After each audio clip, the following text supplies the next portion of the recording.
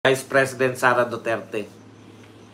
I think it is wrong for everyone to pick up as truth or as a fact all the pronouncement of the members of the House of Representatives.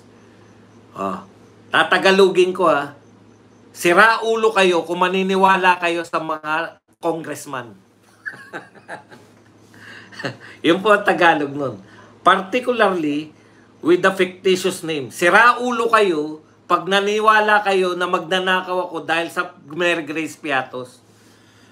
Tinatagalog ko po People who work in intelligence say that aliases are used. Diba? Yung mga taga-intelligence nagsasabi na yung mga aliases ginagamit talaga yan, lalo na ng mga confidential agents. Kaya huwag kayong tatanga-tangang maniniwala, kalatyo